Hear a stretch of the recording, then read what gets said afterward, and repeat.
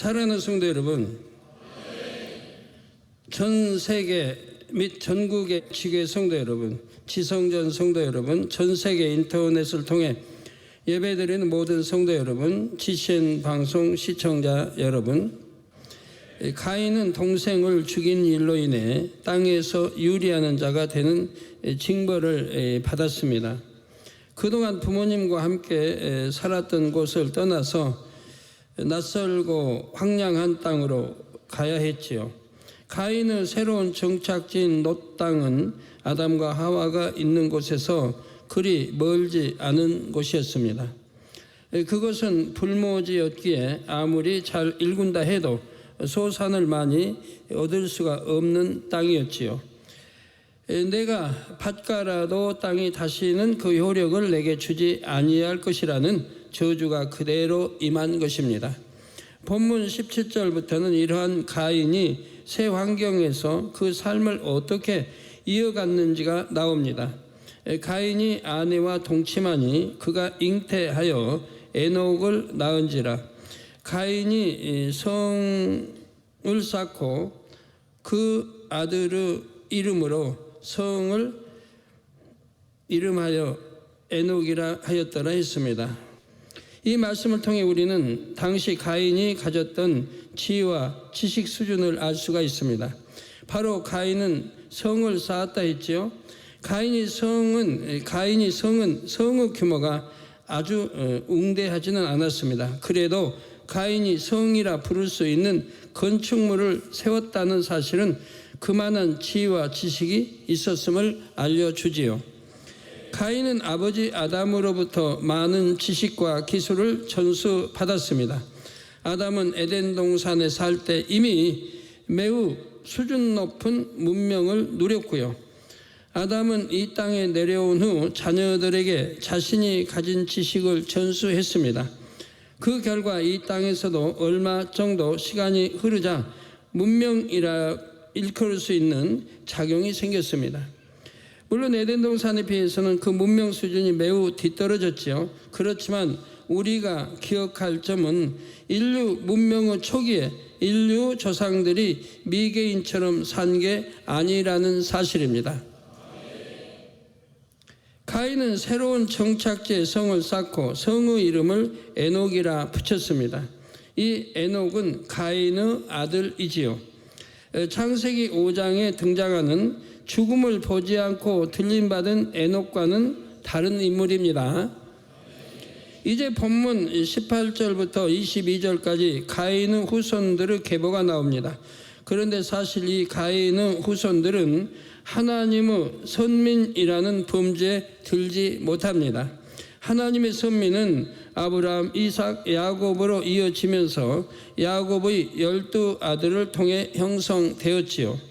다시 말해 아브라함은 가인의 후손이 아니요 아담의 또 다른 아들인 셋의 후손입니다. 따라서 가인의 후손들은 인간 경작의 무대에서 주인공이 아니요 주변 인물과 같은 역할을 감당했습니다. 또한 가인의 계보는 노아의 홍수 때 끝이 났습니다. 다 이제 멸절당했기 때문에 그것으로 끝이 났죠. 당시 노아와 그의 가족들만 살아남았는데 노아 역시 셋의 후손이기 때문입니다. 그러면 하나님께서는 왜 이처럼 별로 중요치 않는 가인의 계보를 성경에 기록해 두셨을까요? 성경에는 의미 없는 기록이 하나도 없지요. 가인의 계보에 오른 사람들은 지금으로부터 6,000년 전부터 약 5,000년 전 사이에 살았던 실제 인물들입니다. 그들의 이름이 정확하게 성경에 기록되어 있다는 사실은 성경이 참임을 증명하지요. 그래서 많은 고고학자들도 연구를 하거나 어떤 지역을 탐사 및 발굴할 때 성경을 꼭 참고한다고 합니다. 우리는 가인의 계보를 통해 하나님께서 가인에게 약속하셨던 바를 지키셨음도 알 수가 있습니다. 하나님께서는 가인에게 누구에게든지 죽임을 면케하시니라 하고 약속해 주셨지요. 그 약속이 성취되었기에 가인은 자자손손 대를 이어갈 수 있었습니다. 가인의 계보는 인류학적으로도 중요한 사실을 알려줍니다. 인류 초기의 사람들이 어떻게 퍼져나갔고 문명은 어떻게 발달했는지를 알려주지요. 이 시간 이 분야에 대해서 좀 더 살펴보도록 하겠습니다. 먼저 18절에 에녹이 이랏을 낳았고 이랏은 무야엘을 낳았고 무야엘은 무드사엘을 낳았고 무드사엘은 라멕을 낳았더라 했습니다. 여기엔 가인의 1대 손부터 6대 손까지 이름이 나왔습니다. 이들은 주로 장자였거나 대를 이은 아들이었습니다. 따라서 성경에 기록은 없지만 훨씬 많은 후손이 있었음을 기억해야 하지요. 인류 초기에는 사람들이 지금보다 자녀를 훨씬 많이 낳았습니다. 그래서 인구가 매우 빠르게 불어났죠. 뭐 병들어 죽는다든가 뭐 이런 일이 없으니까요. 그래서 오래 살 수 있었으니까요. 그러다가 어느 시점부터 인구 증가 속도가 더욱 가속화되었습니다. 바로 본문 10절이 그 시점을 알려주지요. 라멕이 두 아내를 취하였으니 하나의 이름은 아다요 하나의 이름은 실라며 있습니다. 이전까지는 한 남자에게 한 아내가 있었는데 라멕은 두 아내를 취했던 것입니다. 그 결과 자손도 2배로 얻을 수 있었지요.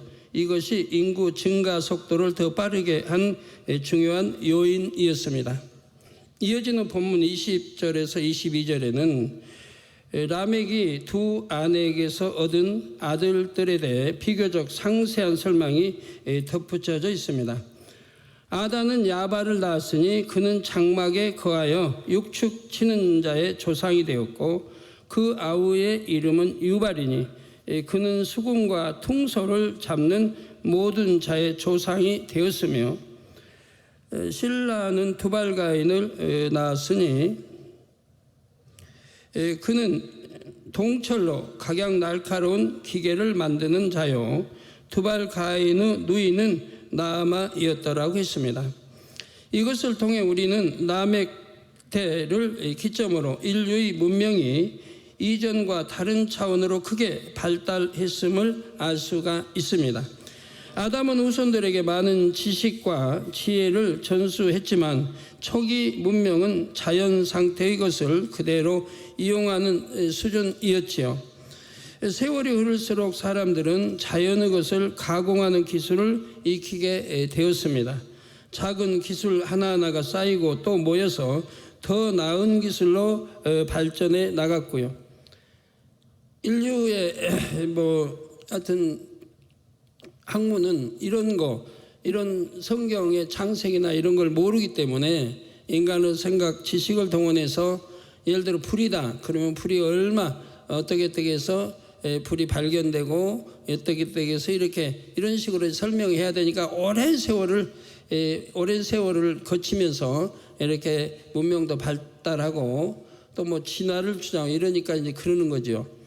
그러나 처음부터 역사는 그렇게 진행되지 않았습니다.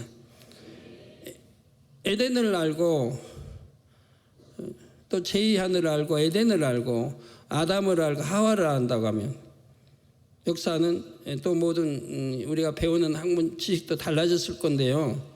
그런 걸 모르기 때문에 그러다가 라멕 때에 이르자 인류 문명사의 획을 그을 만큼 기술이 크게 발달했습니다. 그 한 예가 바로 22절에 나온 대로 동철로 각양 날카로운 기계를 만든 것입니다. 이는 당시 이미 구리나 철과 같은 광물 자원을 채취하고 가공할 수 있었음을 보여주지요. 이전까지는 나무나 돌을 깎고 다듬어서 연장으로 만들었을 뿐입니다.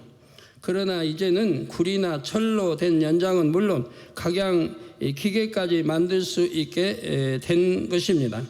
아담으로부터 6대 손에 이르렀을 때 인류는 이만한 문명을 이뤘다는 사실입니다. 여러분, 만약에 이제 이렇게 문명의 발달, 하여튼 전기, 비행기도 나르고 다 이런데요. 그냥 이것이 깡그리다 망가졌다고 해봐요. 깡그리 무르다 돌아갔다. 뭐 지진을 통해서든 뭐든 그냥 전세 깡그리 이렇게 망가져서 문명이 제로로 돌아갔다고 봐요. 근데 사람들은 살아 있습니다, 일부가. 그러면 이렇게 문명을 이렇게 발달시키려면 그게 1, 2천 내 될까요? 안 됩니다. 기술이 있습니다. 압니다. 책도 있습니다. 그런다고 해서 이렇게 문명을 발달시키려면 그게 1, 2천 내 되느냐, 1000년, 2000 내 되느냐 이 말입니다.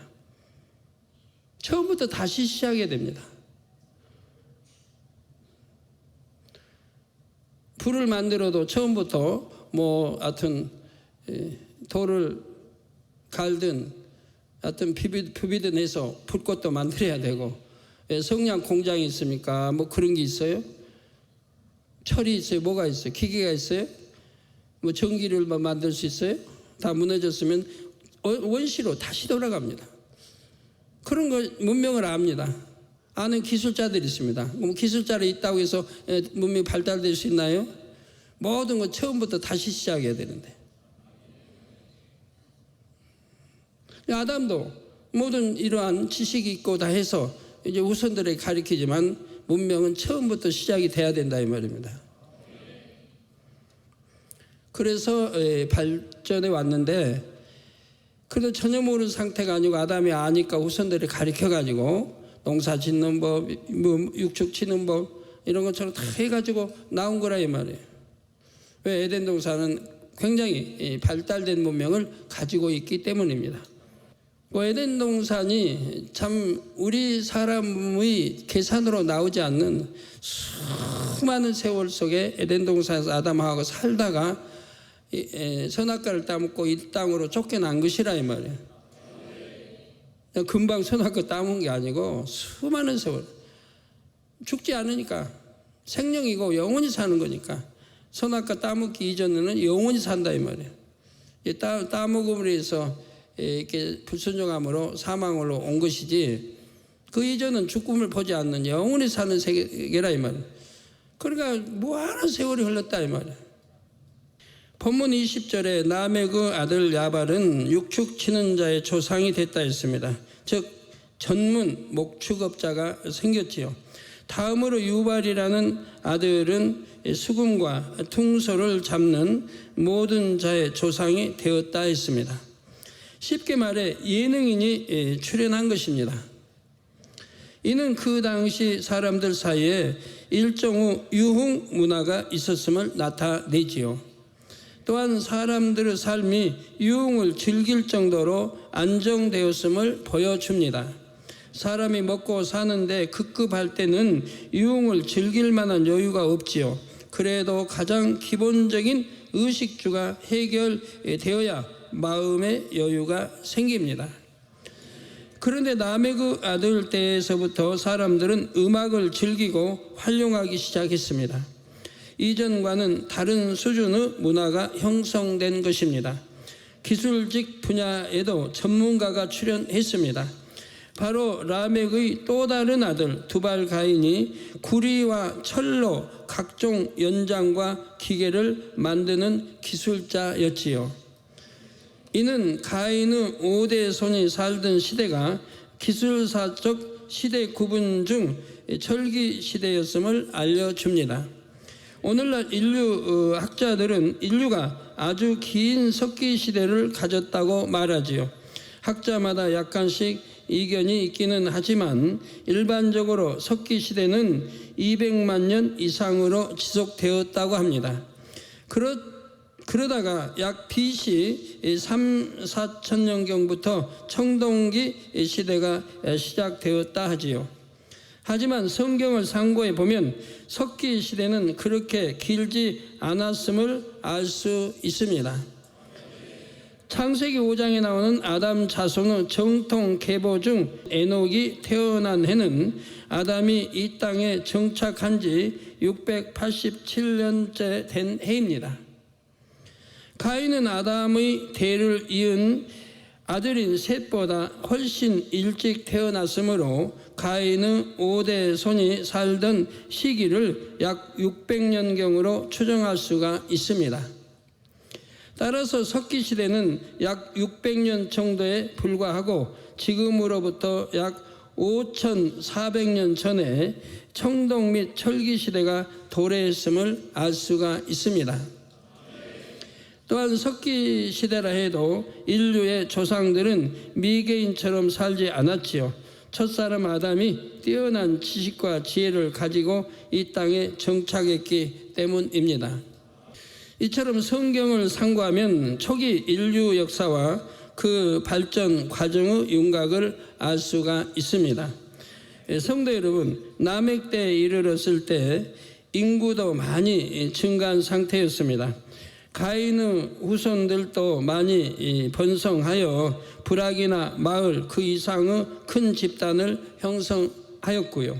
하나님께서는 아담의 정통 계보에 속하지 않은 가인의 후손들도 이처럼 번성하도록 해 주셨던 것입니다. 이를 통해 우리는 인간 경작을 위한 환경이 어떻게 조성되었는지를 알 수 있습니다. 이는 무슨 말일까요? 비유를 들면 어떤 경기든 서로 겨룰 수 있는 상대편이 있어야 합니다. 권투든 레슬링이든 축구든 야구든 선수 한 명 혹은 한 팀만 있어서는 경기가 이루어지지를 않습니다. 인간 경작도 마찬가지이지요. 아담의 정통 계보가 인간 경작에서 주류라면 비주류도 있어야 합니다. 하나님께서는 정통 계보 중에서도 아브라함의 자손들을 특별히 선택하셨습니다. 바로 이스라엘 백성들을 선민으로 뽑아서 인간 경작의 본보기를 삼고자 하셨지요. 그래서 이스라엘 백성들은 자신들은 하나님의 선민이요 다른 모든 족속들은 이방인이라 불렀습니다. 하나님께서는 이스라엘이 순종할 때는 이방 민족들보다 뛰어나게 해주셨지요. 반면 이스라엘이 불순종을 하면 이방 민족을 들어 이스라엘을 침략하게 하심으로 자신들의 죄를 깨닫고 돌이키게 하셨습니다. 사무엘하 7장 14절에 하나님께서 이스라엘을 향해 나는 그 아비가 되고 그는 내 아들이 되리니 저가 만일 죄를 범하면 내가 사람 막대기와 인생 채찍으로 징계하겠다 하신 대로입니다. 이처럼 하나님의 인간 경작 설계도에는 선민 이스라엘뿐 아니라 이방 민족들도 필요했다는 사실입니다. 본문 말씀에 해당하는 시기는 아브라함 출생 훨씬 이전으로 선민과 이방인의 개념이 없을 때였습니다. 그러나 아담의 정통으로 이은 후손들과 다른 후손들 사이에 세력 다툼이 얼마든지 있을 수 있었음을 짐작할 수 있지요. 그때 아담의 정통 후손들이 하나님을 경외하고 하나님의 뜻을 쫓아 살면 하나님께서 지키시고 보호해 주셨습니다. 반대로 사람 편에서 하나님을 떠나면 하나님께서는 지켜주실 수가 없었습니다. 그러면 하나님은 아담의 정통 후손들만의 하나님이요 이스라엘 백성들만의 하나님이십니까? 아니지요. 모든 민족과 모든 사람의 하나님이십니다. 그래서 디모데 전서 2장 4절에는 하나님은 모든 사람이 구원을 받으며 진리로 아는 데 이르기를 원하시느니라 했습니다. 이런 하나님의 마음은 성경 곳곳에 기록되어 있지요. 출애굽기 12장 48절에서 49절에 하나님께서 이스라엘 백성에게 유월절 규례를 주실 때 이방인도 원한다면 할례를 행한 후 유월절을 지킬 수 있도록 하셨습니다. 또한 이사야 56장 6절에서 7절에는 또 나 여호와에게 연합하여 섬기며 나 여호와의 이름을 사랑하며 나의 종이 되며 안식일을 지켜 더럽히지 아니하며 나의 언약을 굳게 지키는 이방인마다 내가 그를 나의 성산으로 인도하여 기도하는 내 집에서 그들을 기쁘게 할 것이며 그들의 번제와 희생은 나의 단에서 기꺼이 받게 되리니 이는 내 집은 만민의 기도하는 집이라 일컬음이 될 것임이라 말씀하지요. 한편 이스라엘의 적국인 아수르의 니느웨 백성들이 철저히 죄를 뉘우치고 회개했을 때 하나님께서 멸망의 심판을 유보해 주셨습니다.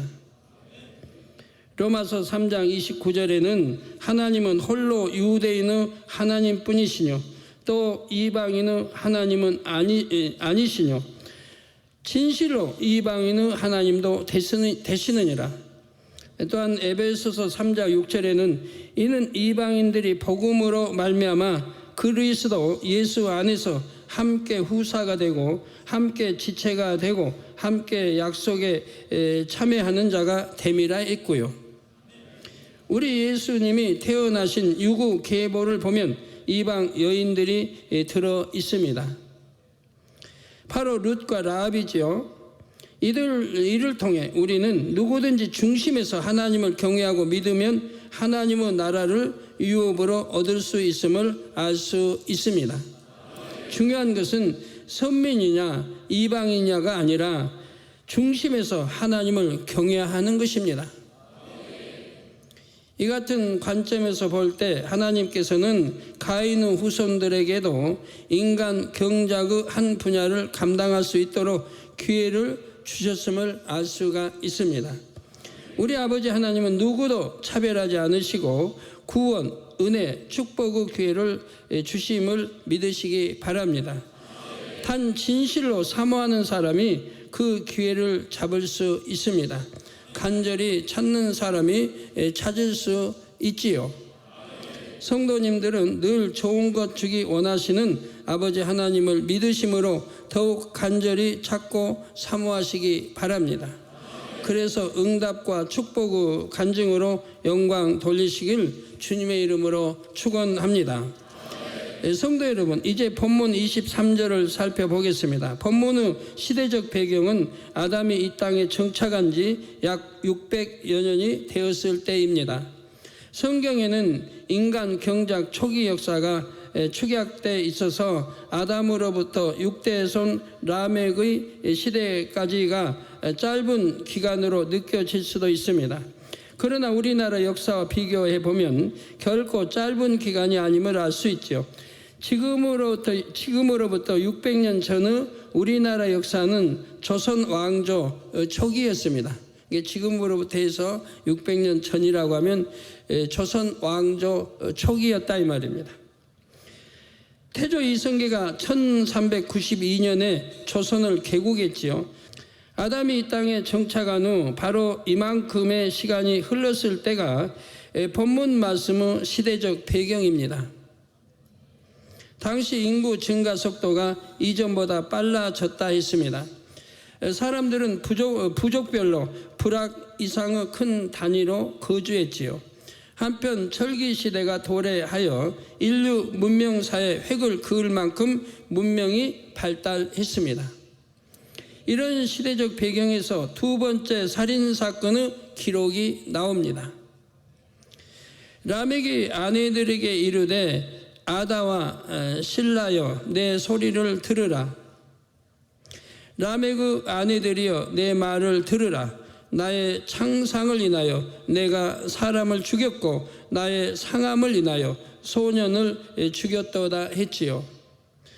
라멕은 두 아내에게 변명하듯 자신이 사람을 죽였다고 말했습니다. 그 이유인즉 상대방이 먼저 자신에게 창상을 입혔다는 것이었지요. 창상이란 날카로운 물건 등에 찢긴 상처를 뜻하지요.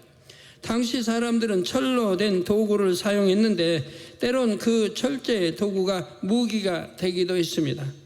무기를 사용했다는 것은 싸움이 있었음을 알려주지요. 당시 싸움은 왜 있었으며 어떤 형태로 나타났을까요? 당시 사람들은 부족별로 집단을 형성하여 불악 이상의 큰 단위로 거주했다 했습니다. 그런데 집단의 규모가 점점 커지면서 부족 간의 마찰이 생겼습니다. 서로 자기 부족의 영역을 확보하려고 하고 권리와 이익을 주장하다 보니 분쟁이 발생했지요. 그래서 우리나라 이제 삼국시대 이전, 만약에 고구려, 백제 그리고 신라, 바로 그 이전의 우리나라 역사를 보면 바로 이 부족끼리 조그만 마을을 이루고 마을이 좀 더 커져서 우리나라 현재로 보면 면 단위가 되고, 거기서 좀 커지면 이제 통일해서 뭐 왕이라는 게 더 나오기도 하고, 근데 그 당시는 이제 왕까지는 등장하지 않았습니다만은 가야국께서 이제 왕이 등장하고 결국은 신라의 가야국 이제 후손이 이 김유신 장군이 되죠. 신라에 또 다 이제 점령당해 망하게 되고요.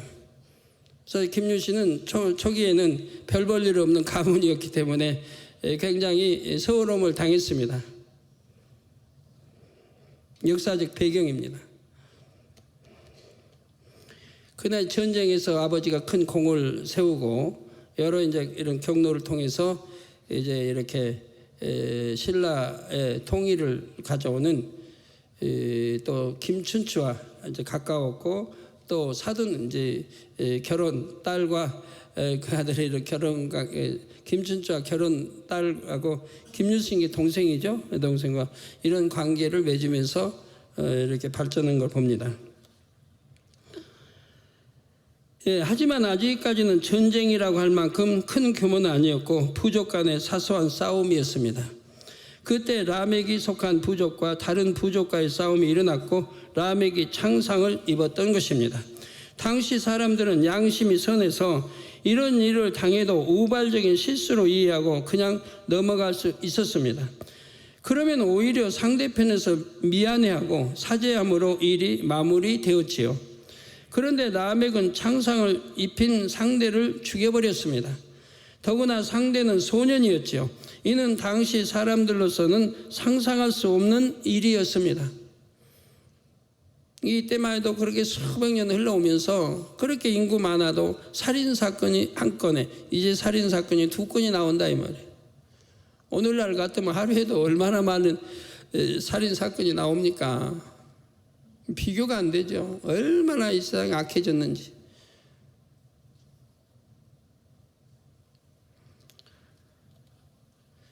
매우 놀랍고 충격적인 일이었기에 이 사건이 성경에 기록된 것입니다.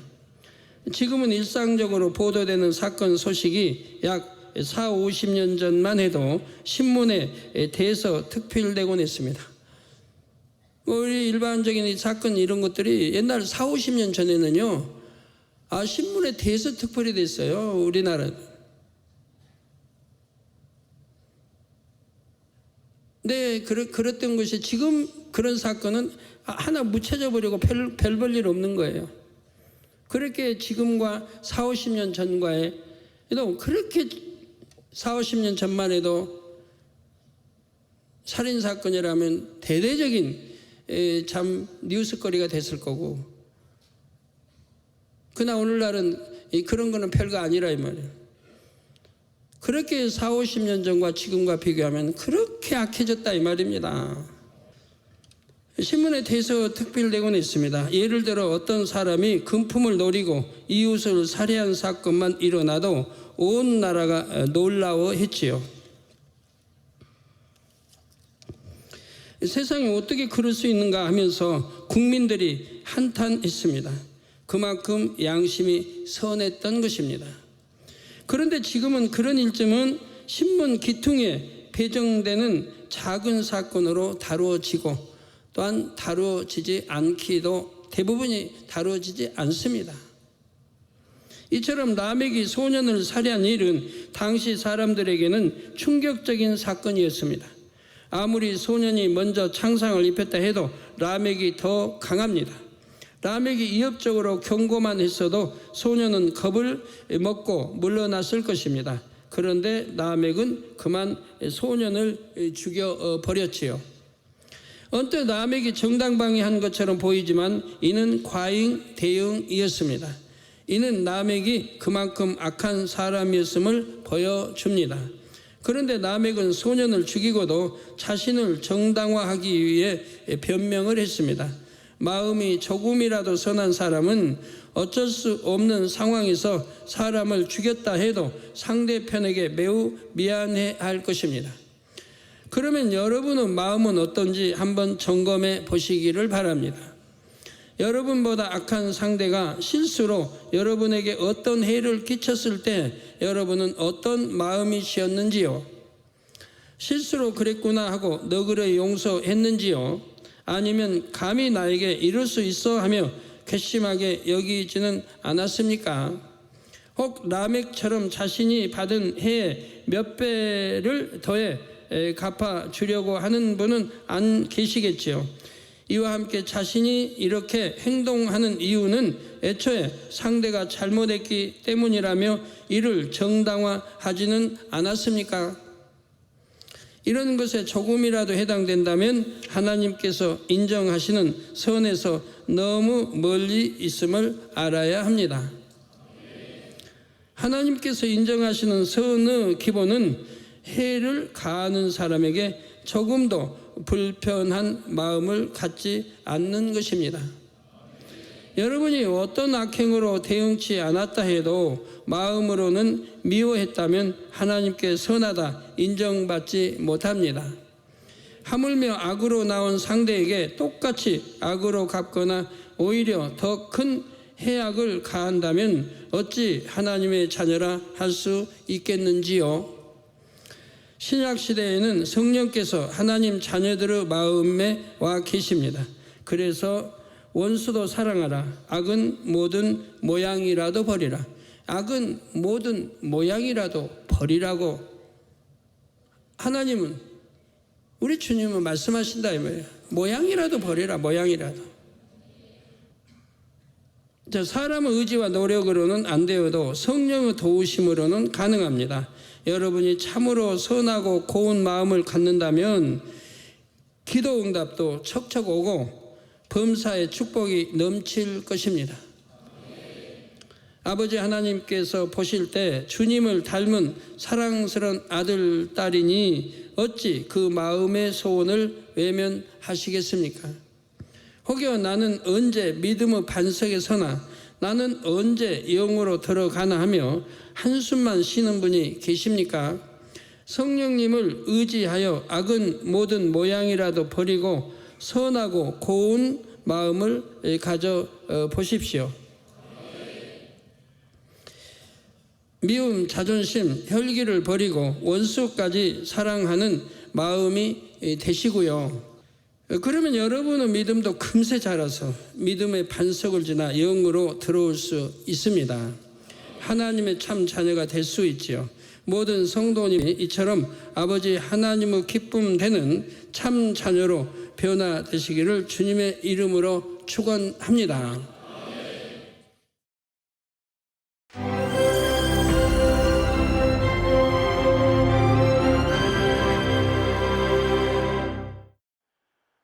할렐루야. 전능하신 사랑의 아버지 하나님, 이 시간 기도받는 모든 성도님들 위해 안수하여 주옵소서. GCN 방송과 인터넷과 화상을 통해 기도받는 지교회와 지성전 그리고 전세계 하나님의 자녀들 위에도 시공간을 초월하여 역사하여 주시기를 원합니다. 믿어지는 믿음을 주시고 부정적인 생각과 의심의 세력을 물리쳐 주옵시며 모든 시험 환난도 물리쳐 주옵소서. 머리부터 발끝까지 오장육부 뼈 마디마디 온몸의 신경 조직 세포 등 아픈 곳마다 성령의 불로 태우시고 근본의 빛으로 역사하여 주옵소서. 예수 그리스도의 이름으로 명하노니 원수마귀 사단 모든 질병 균 연약함아 물러가라. 빛이여 임하라. 모든 불친 난치병도 성령의 불로 태워 깨끗하게 역사하여 주옵소서. 말라리아를 비롯한 모든 풍토병도 물리쳐 주옵소서. 깨끗함을 입을지어다. 감기, 기침, 열, 몸살, 독감 등 각종 유행성 질병도 다 물러가라. 어떠한 유행성 질병 균도 틈타지 않게 지켜 주옵소서. 위암, 폐암, 간암, 유방암, 자궁암, 대장암, 피부암 등 각종 암과 에이즈, 백혈병, 뇌졸중, 고혈압, 저혈압, 심장병, 폐병, 위장병, 당뇨, 부인병, 피부병, 갑상선 질환과 모든 염증도 깨끗게 하여 주옵소서. 소아마비, 중풍, 관절염, 디스크도 온전케 하여 주옵소서. 요통, 두통, 신경통을 비롯한 모든 통증은 사라질지어다. 간질, 자폐증, 우울증, 조울증, 노이로제 등 모든 정신질환도 물러가라. 모든 마비된 것도 풀어지고 일어나 걷고 뛸지어다.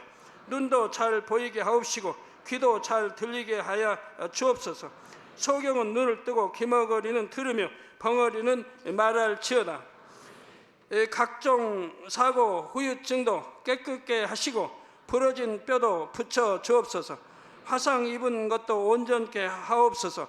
화기야 물러가라. 열도 물러가라. 아버지, 흉터도 나지 않게 역사해 주시기를 원합니다. 마약을 비롯하여 각종 약물과 독극물 중독도 깨끗함을 입을지어다. 죽은 신경과 세포가 살아나며 죽은 자도 살아나게 하여 주옵소서. 잉태의 축복도 주시기를 원합니다. 잉태 축복을 받으라. 예수 그리스도의 이름으로 명하노니 원수마귀 사단아, 하늘 공중 곳에 잡은 악의 영들아 물러가라. 그의 사자들도 물러갈지니라. 이 땅의 악한 영, 더러운 영, 거짓되고 간사한 영, 이간질하고 미혹하는 모든 어둠들은 물러가라. 모든 흉악의 결박을 풀고 어둠아 물러가라. 빛이여 임하라. 아버지 하나님, 부르짖어 기도할 수 있는 능력을 주시고 죄를 버리고 성결될 수 있는 능력을 주옵소서. 영혼이 잘됨같이 범사에 잘되게 하시고 가정의 복음화도 이루어 주시기를 원합니다. 한 주간도 모든 사고와 재앙으로부터 지켜주시고 불통이 없는 형통한 삶을 살 수 있도록 축복해 주옵소서. 성령의 불담으로 천군 천사와 주님의 불꽃 같은 눈동자로 모든 하나님의 자녀들과 가정, 일터, 사업터를 지켜주시기를 원합니다. 학생들에게 지와 명철을 더하시고 공부도 할 수 있는 뜨거운 마음과 열정도 더하여 주옵소서. 마음과 생각을 세상에 빼앗기지 않도록 지키시고 하나님을 뜨겁게 사랑하는 학생들로 축복하여 주옵소서. 하나님의 자녀들이 먹으나 마시나 입으나 무엇을 하든지 하나님 앞에 영광 돌리는 삶이 되게 축복하여 주시기를 원합니다.